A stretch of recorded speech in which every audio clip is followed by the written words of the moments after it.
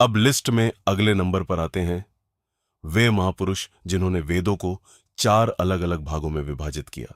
ये 4 भाग हैं ऋग्वेद, अथर्ववेद, यजुर्वेद और सामवेद। यही नहीं, इन्होंने ही महाकाव्य महाभारत की भी रचना की। जी हां दोस्तों, हम बात कर रहे हैं वेद व्यास जी की।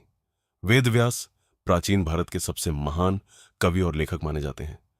माना जाता है कि वेदों और पुराणों के ज्ञान को सुरक्षित और अक्षुण्ण बनाए रखने के लिए ही वेद व्यास जी ब्रह्मांड के अंत तक जीवित रहेंगे। मान्यताओं के अनुसार महाभारत युद्ध के बाद वे छत्तीसगढ़ के घने जंगलों में स्थित दंडक वन की एक गुफा में अदृश्य रूप से रहने लगे। कहा जाता है कि यहीं बैठकर उन्होंने महाभारत की संपूर्ण कथा लिखी और उसे संसार के लिए अमर कर दिया। आपको यह जानकर आश्चर्य होगा कि वेदों का आज तक केवल 4 ही सर्वश्रेष्ठ व्याख्या ग्रंथ मौजूद हैं और ये सभी कलयुग में ही लिखे गए।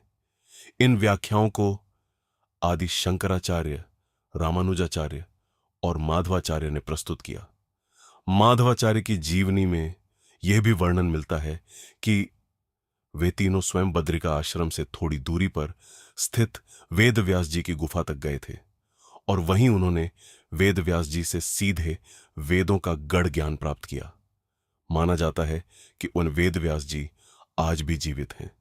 वे अपने तप में लीन होकर अदृश्य रूप से लोकहित के कार्य कर रहे हैं। माना जाता है कि उनका उद्देश्य कलयुग के अंत तक पृथ्वी पर रहकर भगवान विष्णु के अंतिम अवतार कल्कि को वेदों और शास्त्रों का संपूर्ण ज्ञान प्रदान करना है।